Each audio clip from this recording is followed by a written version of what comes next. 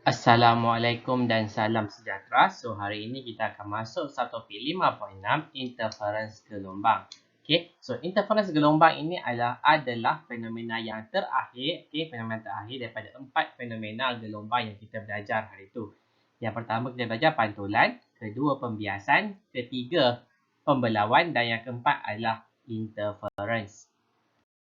Okey, seperti biasa, kita akan tengok dulu standard pembelajarannya. Okey, so standard pembelajaran yang pertama adalah mana yang okey, yang pertama menghuraikan prinsip superposisi gelombang. So kamu kena tahulah apa itu superposisi. Okey.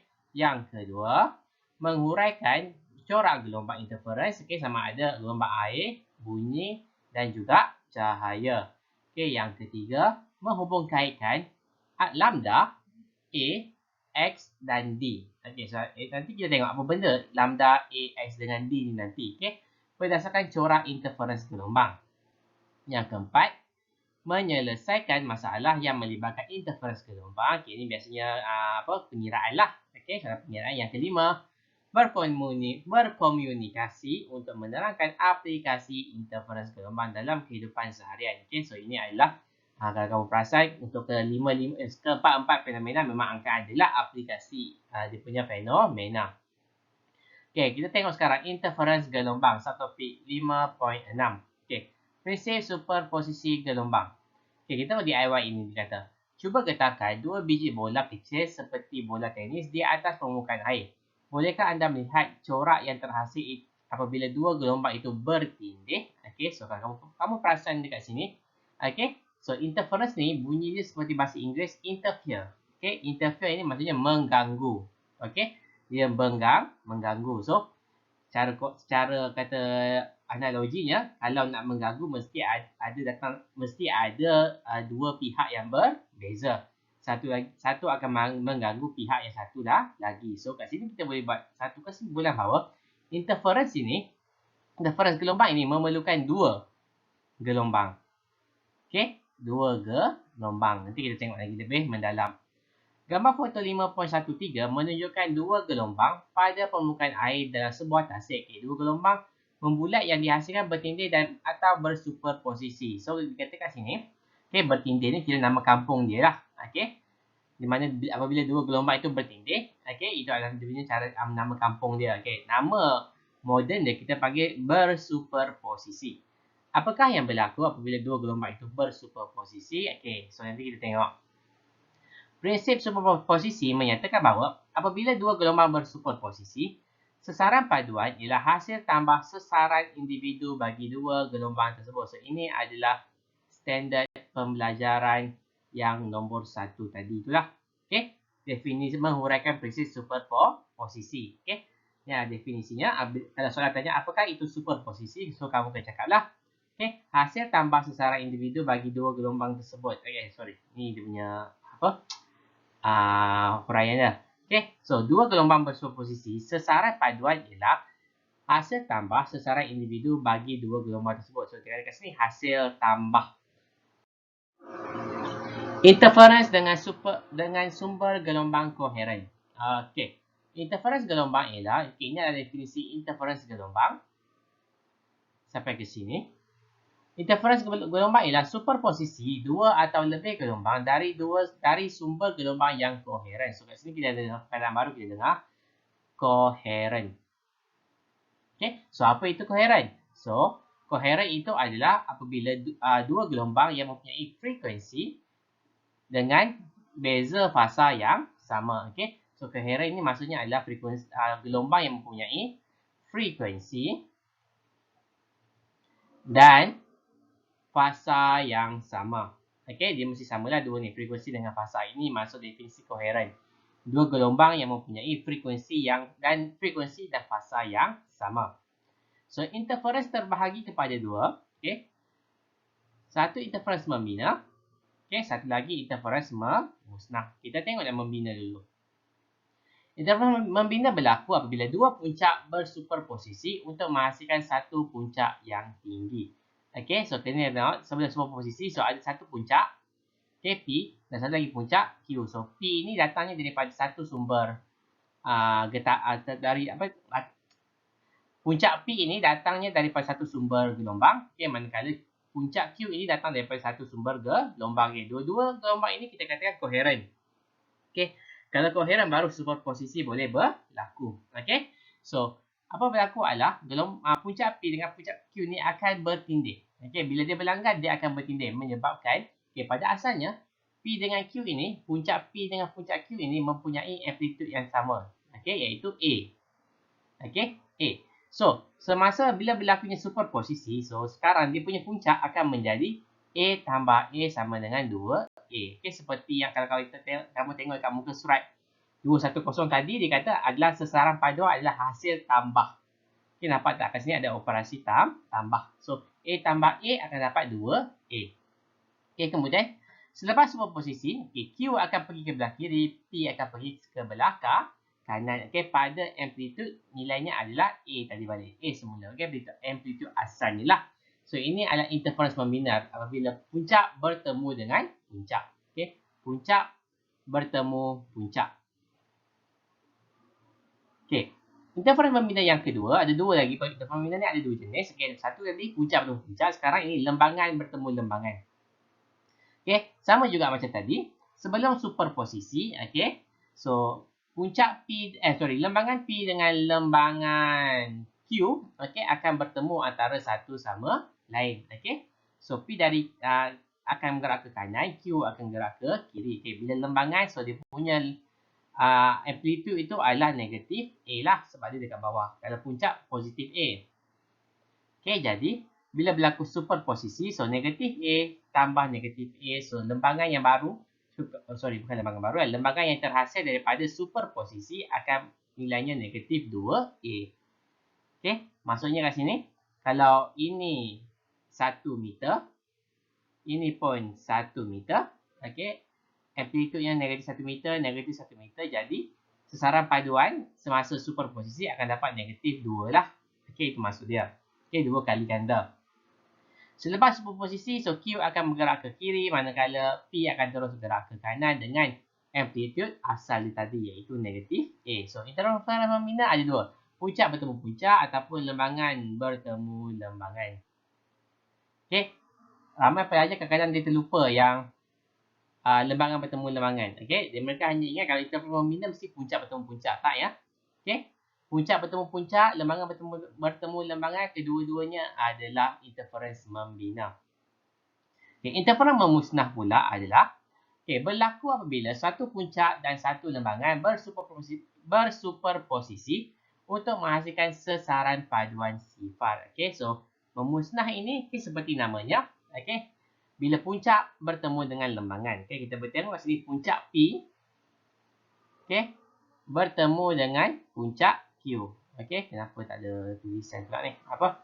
Puncak P bertemu dengan puncak Q. So, apa yang berlaku adalah so puncak P, dia punya amplitude adalah A, manakala puncak lembangan Q amplitude-nya adalah negatif A. So, kita belajar matematik, A tambah negatif A, kita akan dapat kosong. Sebab itulah kita akan dapat rata macam ni, flat saja. Satu garis lurus. Kalau ini adalah gelombang air, kita katakan ini adalah air yang tenang lah. Air yang tenang. Selepas superposisi, lembangan Q akan teruskan perjalanannya ke kiri, manakala puncak P akan meneruskan perjalanannya ke kanan dengan amplitude masing-masing. So, kena fahamlah. Interference membina adalah puncak bertemu puncak dan lembangan bertemu lembangan. Manakala interference memusnah, puncak bertemu dengan lembangan. Ini kamu kena tahu. Ini semua adalah standard pembelajaran 1 lah. Superposisi tadi. Superposisi. So ini adalah eksperimen untuk menunjukkan corak interference gelombang air. Yang kalau gelombang air ni menggunakan tangkiriak, kalau corak interference menggunakan gelombang cair ni kita akan menggunakan satu radas kita panggil sebagai dui celah yang. Yang ini bukan maksud muda ya. Yang ini adalah nama orang yang cipta benda dui celah ini. Yang menemukan interference gelombang cahaya.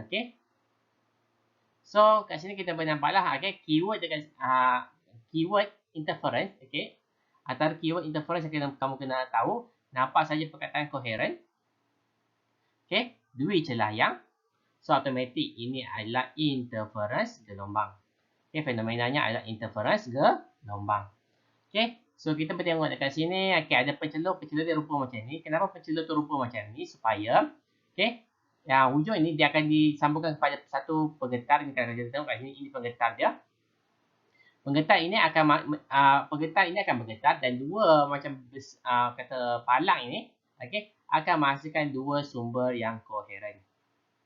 Okey, akan bergetar lah. So bila bergetar, so dia akan apa kita panggil berlaku bertindih lah. Okey, akan berlaku superposisi. Okey. Manakala untuk corak interference gelombang cahaya, so ini adalah dua celah. So bila dia pen laser ni, so kita guna pen laser macam biasa hari tu. Okay, pen laser ni untuk mendapatkan cahaya monokromatik. Okay, siapa ingat definisi monokromatik itu adalah cahaya mempunyai satu warna ataupun cahaya mempunyai satu frekuensi. Okay, so bila cahaya pen laser ini akan kena pada dua celah yang, so kalau secara atasnya macam inilah. Ini dua celah yang pandangan atas. Okay, so bila laser tu lalu sini, so akan menghasilkan dua sumber yang koheren. Ini sumber yang pertama, ini sumber yang kedua. Bila nampak kat sini, akan berlaku pertindihan dekat sini. So kat sinilah akan berlaku interference gelombang. Okay, jangan risau, ada gambar aja dia nanti. Okay, ini pula adalah corak interference gelombang bunyi. Okay, so corak interference gelombang bunyi kita akan menggunakan speaker lah. Speaker dan juga mikrofon. Mikrofon ini akan disambungkan kepada OSK, oscilloscope sinar katod. Okay, yang akan memberikan bacaan dia lah. Okay. Tak perlu risau OSK itu apa, kamu akan belajar dalam tingkatan 5 nanti. Okay, so pembesar suara tu, okay, dia akan letak macam ini. Dua pembesar suara yang disambungkan kepada satu penjana. Okay, kalau ini penjana isyarat audio. So, kenapa disambungkan kepada satu penjana? Sebab kita nak menghasilkan dua sumber yang koheren. Itu maksudnya. Okay, kalau kita letak ini sambung, ini speaker nombor satu ni sambung kepada penjana isyarat audio yang lain. Okey, speaker 2 ini kita sambungkan kepada penjana isyarat audio lain. So, kita kemungkinan besar tidak akan dapat dua sumber yang koheren lah. Sebab tu disambungkan kepada penjana isyarat audio yang satu saja. Okey, supaya dapat menghasilkan dua sumber yang koheren. Okey, manakala OSK itu disambungkan kepada mikrofon. Okey, di mana mikrofon itu digunakan untuk kata menangkap lah. Okey, gelombang bunyi. Okey, untuk menangkap gelombang bunyi. Okey. OSK itu akan bagi bacaan macam yang dekat hospital tu yang bunyi ting orang mati tu, yang detak jantung tu. Okey.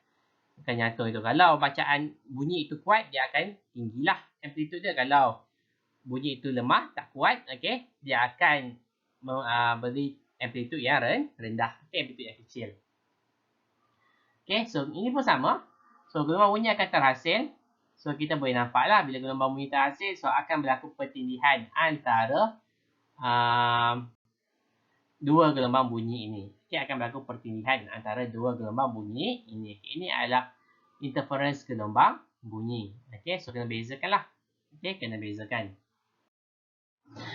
Okey, ini adalah keputusan dia. Okey, untuk interference gelombang air, so kita dapat ini adalah gambarnya lah. Ini kalau kamu dapat ini adalah S1, inilah S2.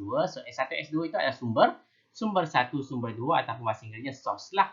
Okey, source 1 and source 2. Okay, so kita boleh nampak dekat sini, nampak tak macam satu garisan sini? Okay, kita akan nampak ada satu garisan. Okay, bukan satu lah, banyak garisan dia. Okay, so garisan, okay, garisan dengan kawasan cerah dan gelap berselang-seli. Okay, betul tak? Ini cerah, ini gelap. Ini cerah, ini gelap ke terbalik? Okay. Oh, yang ini. Kawasan cerah gelap ini. Merujuk pada yang ini. Cerah gelap. Cerah gelap. Okey, dia punya puncak dengan lembangan. Okey, kemudian dia akan ada garisan warna kelabu yang seragam. Yang saya buat garisan inilah. Ini adalah garisan warna kelabu yang seragam. Okey, so kita tengok dekat sini. So, interference membina akan terhasil apabila puncak bertemu puncak dengan lembangan bertemu lembangan. Okey, saya padam dulu dia punya ni. Sebab saya pun tak nampak apa dia punya. Okey. kurang jelas lah dia punya gambar ni. So kat sini kawasan cerah bertemu kawasan cerah, interference membina. Okey, dia merujuk kepada yang ini. Okey, manakala kawasan gelap inilah akan menghasilkan interference membina. Okey. Ini kamu jangan pening sangatlah sebab dalam SPM dia tak akan bagi gambar macam ni lah. Dia akan bagi gambar tipu-tipu punya. Okey. Mana pula kawasan yang warna kelabu ini adalah kawasan yang berlakunya interference memusnah. Okey. So kelabu garis-garis sini adalah interference memusnah di mana puncak bertemu dengan lembangan. Okey. So kita boleh nampak kat sini dia selang seli lah. Okey, dia selang membina memusnah, membina memusnah, membina memusnah. Dia akan berselang seli. Okay, interference gelombang cahaya, okay, ini akan menggunakan yang seperti saya kata tadi, dui celah yang Raja 5.61 menunjukkan corak interference yang terbentuk pada skrin bagi cahaya daripada pen laser. Okay. Nampak tak kenapa ada merah? Okay, warna merah sebab kita guna laser merah lah. Itu maksudnya. Gelombang cahaya terbelau yang muncul apabila dui celah adalah koheren. Okay. Gelombang cahaya yang terbelau. Kenapa digunakan istilah terbelau? Sebab nama pun dui celah yang. Okey. So, nama pun dui celah yang. So, kat sini akan berlaku pembelauan. Kat sini pun akan berlaku pembelauan. So, kalau kita lukis, seperti saya lukis tadi. Okey. Hanya kawasan ini saja akan mengalami superposisi ataupun interference gelombang. Okey. Itu maksudnya lah. Jangan confuse kenapa tiba-tiba ini ada terbelau pula. Okey. Terbelau ni kat sini lah. Kat sini berlaku pembelauan. Okey. Ada dua pembelauan berlaku untuk menghasilkan dua sumber yang koheren. Inilah sumber koheren. Ini S1, ini S2. Ini adalah sumber koheren. Superposisi gelombang daripada dua celah menghasilkan corak yang terdiri daripada pinggir cerah dengan pinggir gelap. Interference membina menghasilkan pinggir cerah, manakala interference memusnah menghasilkan pinggir gelap. So, pinggir cerah ini adalah membina. Okey, yang gelap ini adalah memusnah. Okey. So, ini adalah jarak pemisahan celah yang lebih kecil. Akan kalau kita nampak dia punya kata lebar setiap pinggir tu adalah lebih besar lah. Okey. Jarak pemisah celah yang lebih kecil. So, jarak pemisah itu maksudnya macam ini. Okey. Ini S1, ini S2. So, inilah dia punya jarak pemisah. Okey. Jarak pemisah ni sebenarnya adalah A. Okey, simbolnya A. Kalau kamu perasan, ini adalah A ini adalah standard pembelajaran yang ketiga tadi. Okey, nanti kita tengoklah. Okey. Ini adalah corak yang terhasil lah. Ini adalah yang saya tunjuk ini. Ini adalah standard pembelajaran yang nombor 2 tadi. Okey, so kamu ketahuilah bentuknya macam mana. Kalau gelombang air bentuknya macam ini. Kalau gelombang cahaya bentuknya macam ini. Manakala gelombang bunyi macam ini. Okey, so kalau kita jarak pemisah yang lebih besar, so kita akan dapat lebar jalur, setiap jalur adalah lebih kecil. Okey, so kena hafal lah ni. Ini kamu kena hafal. Okey, tak nak hafal pun tak apa sebab akan ada rumus dia yang kamu kena hafal yang melibatkan benda ini juga.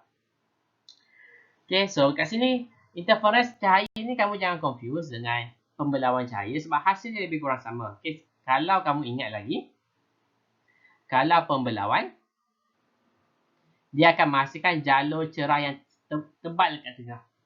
Okay, diikuti jalur gelap. Okay, kemudian jalur cerah lagi yang nipis, okey, kemudian jalur gelap yang tebal. Okey. Semakin ke kanan, semakin ke kiri, okey, jalur cerah saiznya akan menjadi semakin kecil, manakala semakin ke kanan, semakin ke kiri, jalur gelap akan menjadi semakin menebal. Ini adalah berlawan, okey, pembelauan. Tapi kalau interference, okey, saiz jaraknya adalah sama sahaja. Okey, so interference gelombang bunyi. Okay, gelombang bunyi tidak dapat dilihat. Pemerhati hanya dapat mendengar bunyi yang kuat di kawasan interference membina dan bunyi yang perlahan di kawasan interference memusnah. Okay, seperti saya katalah, okay, ini adalah screen OSK dia. Saya kata tadi, kalau bunyi yang lemah, dia akan macam ini saja. Okay, tak tinggi amplitude-nya. Manakala bunyi yang kuat, dia akan tinggi amplitude dia. Okay, bunyi ini akan berselang-seli. Membina, memusnah. Membina, memusnah. Okay, bunyi kuat tadi membina. Okay, bunyi perlahan tadi memusnah. Okey, saya harap kamu fahamlah. Okey, biasa soalan akan bagi yang ini. Kalau soalan SPM, biasa dia akan bagi yang ini. Gambar aja seperti inilah. Okey, so kamu jangan confuse dengan yang tadi tu, yang air tadi. Ini lebih kepada gelombang air lah. Interference gelombang air, cahaya dan bunyi boleh dianalisis dengan melukis corak interference seperti yang ditunjukkan dalam rajah 5.63. Okey, titik P dan Q ialah anti-knot, iaitu titik berlakunya interference membina, manakala titik R ialah knot, iaitu titik berlakunya interference memusnah. Okey, so kita tengok dekat sini. So dia buat dua warna, satu warna biru, satu warna purple. So biru ini datang daripada sumber yang kedua. Purple itu daripada sumber yang pertama. Okey, kemudian dia ada satu straight line, satu garisan putus. Okey, yang straight line ini adalah puncak. Yang putus ini adalah lembangan. Okey, so dia kata tadi P dengan Q adalah anti-knot. So anti-knot, okey, adalah membina. Okey, kamu jangan confuse lah. Biasa kalau kita guna perkataan anti ni maksudnya mesti benda yang tak baik kan. Okey, benda yang memusnah. So tapi tak, dalam ni anti-knot ini adalah membina. Knot adalah memusnah. Okey, so apa yang dimasukkan ke sini adalah, kita bertengok kat sini. Kita tengok garis-garis anti-knot ini dulu. So anti-knot, garis anti-knot ini adalah satu garisan yang di mana semua anti-knot akan berada pada satu garis. Okey, so anti-knot ini adalah membina. Kita boleh tengok kat sini. Titik sini kita boleh nampak garisan putus-putus bertemu garisan putus-putus. So ini adalah lembangan. Lembangan bertemu lembangan. So dia adalah interference membina. Kat sini puncak bertemu puncak. So ini adalah pembina juga. Ini pun garisan putus-putus bertemu garisan putus-putus. So ianya adalah membina. Dan kat sini garisan solid line bertemu garisan solid line. So ini adalah membina juga. Semua yang ini adalah interference membina. Untuk garisan knot pula, kita boleh nampak dekat sini. Yang kat sini garis putus-putus dengan solid line. Ini pun garis putus-putus dengan solid line. Ini pun garis putus-putus dengan solid line. Ini pun garis putus-putus dengan solid line. So ini interference memusnah. Okay, so kita panggil ini sebagai garis knot lah. Okay, kita panggil ini sebagai garis knot. Okay, yang ini kat sini kamu kena faham, kena tahu kat mana berlakunya membina, kat mana berlakunya memusnah. Okay, so macam sini contohnya ini membina. Puncak bertemu dengan puncak. Kalau kat sini memusnah, membina juga. Lembangan bertemu dengan lembangan. Kalau kat sini memusnah. Puncak bertemu lembangan. Okey, kamu kena tahulah. Okey, sebab biasa kalau soalan bagi macam ni, kadang-kadang kalau objektif, okey, dia akan tanya, okey, pada kedudukan manakah kapal sesuai untuk dilaburkan ataupun diberhentikan? Okay, so kalau macam ini, kamu kena cari di mana berlakunya interference memusnah. Sebab kita tahu kalau interference memusnah gelombang air itu adalah tenang. So kapal mesti diletakkan di kawasan air yang tenang. Okay, itu biasa objektif lah. Okay, kalau subjektif biasanya kamu kena tahu lah ini anti-knot ke knot ke apa benda semua ni. Okay, kalau kamu tengok kat sini, kamu nampak nombor huruf A dekat sini. So A ini adalah yang, kalau kamu ingat lagi standard pembelajaran 3. Okay, ditanya pasal lambda, A, X dengan D. Okay, so nanti kita tengoklah apa bendanya itu. Okay, ini dia tadi. Hubung kait antara pembalik ubah dalam corak interference gelombang lambda, A, X dan D. Ini adalah standard pembelajaran 3 kalau tak silap saya. Okay, so lambda itu adalah panjang gelombang. A itu adalah jarak pemisah antara dua sumber koheren. X adalah jarak pemisah antara dua garis anti-knot ataupun garis knot yang bersebelahan. Okey, jarak D adalah jarak tegak dari sumber koheren ke kedudukan X yang ditulis. Okey, so maksudnya kalau ini ada dua sumber S1, S2, so jarak antara dua sumber ini ada simbolnya adalah A. Okey, kemudian ini ada simbol A, hilang pula garisan dah. Ini pula hilang. Okey, jarak antara dua sumber ini simbolnya adalah A. Okey, kemudian kata kat sini lambda. Lambda tu panjang gelombang. Panjang gelombang tu kalau kita buat macam ini, inilah. Ini panjang gelombang. Okey, tapi soalan ni soalan macam ini kalau pengiraan biasanya disuruh cari lambda lah biasanya. Okey, so lambda tak apa. Okey, kemudian kita tengok pula X. So X itu apa? So dia akan ada satu garisan kat sini. Garisan ni macam garisan penunjuk lah. Okay. So, jarak antara sumber dengan garisan ini, okay, adalah D besar. Okay, jarak tegak dari sumber koheren pada kedudukan X yang ditulis. So, X itu apa? Okay. So, kat sini kita boleh buat simbol macam ni. Macam ini. Macam ini. Okay, so X ini adalah bina, interference membina. O itu adalah interference memusnah. Okay, so X itu adalah dari membina pergi ke membina. Ini adalah X. Kita perhatikan X ini dilabelkan pada satu garis lurus yang jaraknya adalah D. Okay, so membina adalah X, memusnah ke memusnah pun adalah X. Okay, kalau dilukis ini ke sini, so ini adalah 2X. X pertama adalah kat sini, ini X yang pertama, ini X yang kedua. Okay, biasa soalan bagi confuse, dia akan bagi soalan kamu macam ni lah. Dia bagi 2X, so kamu kena fikirlah. Okay, so ini lambda AXD ni kamu kena tahu. Okay, ini adalah contoh dia bagi. Okay, kita boleh nampak kat sini. A ni macam mana. Okay, A kat sini macam mana. A kat sini macam mana. A kat sini macam mana. Okay, kemudian D macam mana. D macam mana. D macam mana kat sini nampak label dia. Okay, X itu adalah jarak antara garis not dengan garis not. Ataupun garis anti-not dengan anti-not. So, macam kalau kat sini. Kalau kita tengok kat sini. Ini garis antara... Saya tak nampak sini. Apa berlaku sini? Macam memusnah. Kurang jelas saya gambar kat sini. Okay. Sepatutnya kalau ini memusnah, ini pun sebenarnya memusnah jugalah. Okay. So, kamu boleh bandingkan hubungan dia. Kalau kita tengok. A ini besar, A ini kecil, A ini kecil. So, sebenarnya dia nak mengkaji lah. Hubungan antara lambda A, X dengan D. Apa berlaku pada lambda kalau A itu berubah. Semakin bertambah ke semakin mengecil. Nanti saya ajar macam mana nak tahu. Okay, so kita akan dapat rumus lambda AX per D. Okay, kita akan dapat rumus lambda AX per D. Okay, soalan biasa akan caranya kamu macam ni lah. Apakah yang berlaku kepada lambda? Apa yang berlaku pada A lah dulu. Okay, apakah berlaku kepada A apabila A nilainya, apa yang berlaku kepada A? Okay, apabila lambda bertambah. So, bila jadi macam ini, kamu jadikan A ini sebagai kepala rumus dia. So, asalnya macam ni kan. So, kamu jadikan lambda D per X sama dengan A. So, soalan tanya, apa berlaku kepada lambda apabila A bertambah? So, bila A bertambah, lambda pun akan bertambah. Okay. Kalau A juga bertambah, D pun akan bertambah. Kalau A bertambah, X akan berkurang. Okay, kalau kamu perhatikan kat sini, A ini actually sebenarnya A per 1.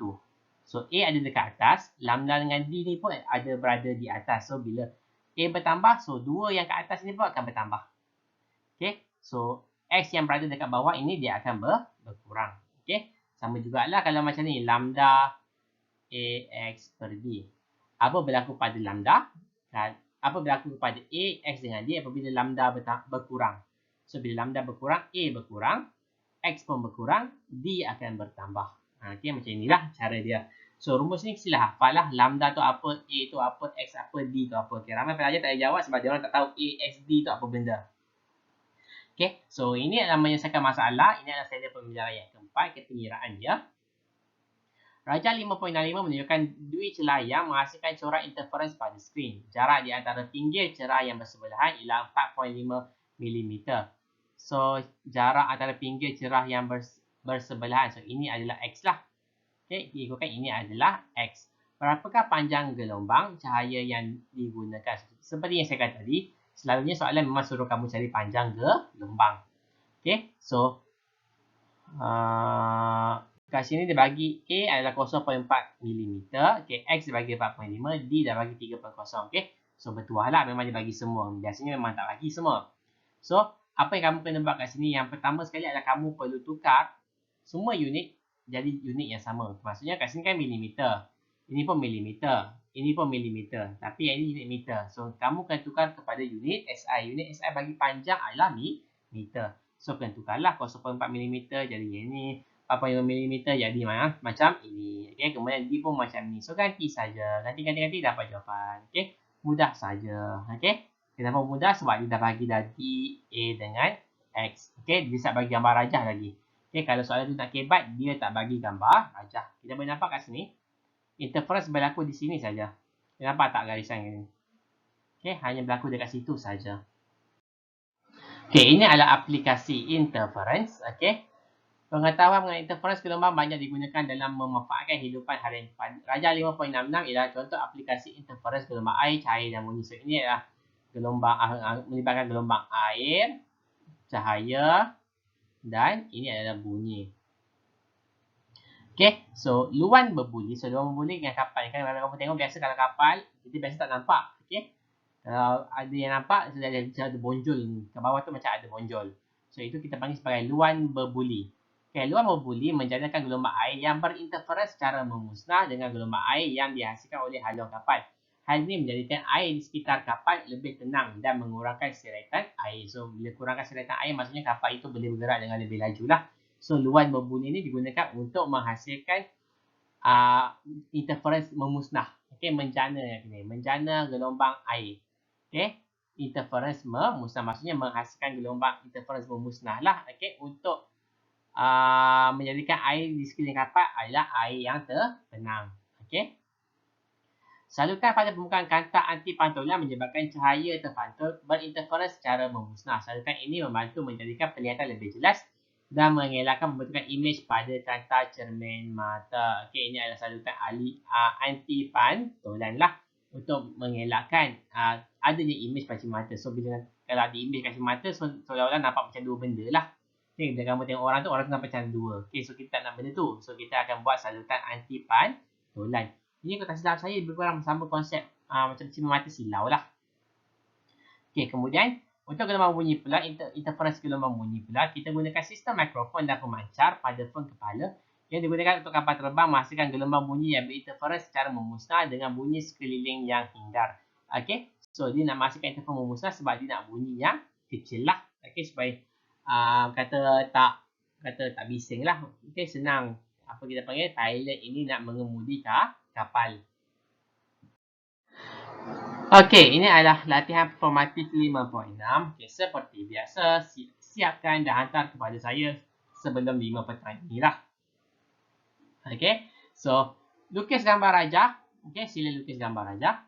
Raja 5.67 menunjukkan eksperimen dui celah yang. So, nampak perkataan dui celah yang. So, automatik dalam kepala kamu, interference. Okey. A. Nyatakan fenomena yang berlaku pada cahaya melalui celah tunggal. So, di sini ada celah tunggal. Ingat, kalau dua celah yang akan berlaku interference. So, kalau celah tunggal, okey, ada perkataan celah. So, apa fenomena yang saya bagi tahu kat kamu? Ada perkataan celah. So, ini fenomena apa? Apa fenomenanya? Nampak perkataan celah. Okey, apa fenomena dia? Okey, nampak celah saja. Bukan dua celah yang, nampak celah saja. Okey, ini fenomena apa? Ada saya sebut beberapa slide sebelum ini. B. Apakah yang berlaku kepada dua alur cahaya dalam kawasan P dengan Q? So, kat sini. P dengan Q ni. So, apa yang berlaku tadi? Okay, ini pun saya ada cakap dekat beberapa slide yang lepas. C. Huraikan pembentukan pinggir cerah dengan pinggir gelap. So, terangkan. Okay, bagaimana pinggir cerah dengan pinggir gelap ini terhasil. Bagitahulah pinggir cerah ni interference apa. Okay, pinggir gelap ini interference apa. So, kalau kita tengok kat sini, ini kita nampak warna hijau. Pinggir cerah tu warna hijau, pinggir gelap itu warna gelap lah. So, bila pinggir cerah ini hijau, maksudnya dia menggunakan dia menggunakan cahaya warna hijau lah. So, ini digunakan penapis hijau. Okay, kotak sinar ini adalah satu alat digunakan untuk menghasilkan satu cahaya supaya cahaya itu bergerak dalam satu arah saja. Okay, macam ini. Okay, so penapis hijau ni digunakan untuk menapis, kita tahu, dalam cahaya putih. Okay, dalam cahaya putih ada 7 warna pelangi. Okay, so bila guna penapis hijau, so warna-warna lain akan diserap oleh penapis hijau, hanya warna hijau saja dapat keluar. Okay, sebab itulah kalau kamu penapis hijau ni macam kertas plastik yang berwarna hijau lah. Sebab tu kalau kamu perasan, kalau kamu ada lampu suluh, kamu suluh dekat plastik warna merah, so automatik warna merah saja yang kamu nampak. Warna lain semua tak ada dah. Okay, warna putih tu sudah tidak ada. Yang hanya keluar adalah warna merah. So, itu adalah fungsi penapis hijau ni lah. Okay, so C ni dia kata huraikan pembentukan pinggir cerah dan pinggir gelap ni. Maksudnya kamu kena huraikan pinggir cerah itu apa, pinggir gelap itu apa. Okay, interference apa pinggir cerah, pinggir gelap tu interference apa. Itu maksud dia. D. Dalam susunan radius eksperimen, A adalah 0.30, D adalah 2.5, X adalah 4.6 mm. Okay, hitungkan panjang gelombang. So, guna rumus lambda A X per D. Tapi, Tengok kat sini, unitnya adalah milimeter, ini pun milimeter. So, kena tukar kepada unit SI iaitu meter. So, tukarlah 4.6 mm macam jadi meter, 0.30 mm jadi meter. Baru kamu ganti dalam rumus ini. Okay. Macam mana nak tukar? Ini adalah form 1. Tingkatan 1, sains ada belajar. Okay, so itu saja untuk hari ini. So, soalan untuk hari ini. Okay, berikan saya definisi koheren. Okay, so jawablah koheren ialah apa. Okay, yang kedua. Berikan saya definisi superposisi. Okay, berikan saya definisi superposisi. So, superposisi ialah apa. Okay, so itu saja untuk hari ini. Untuk minggu hadapan, kita akan masuk satu topik yang terakhir, tak silap saya, terakhir untuk bab 5 ini. Kemudian kita akan masuk bab 6 lah. Okay, bab 6 adalah bab yang terakhir sekali lah. Okay, so itu saja untuk hari ini. Sekian, terima kasih. Bye-bye.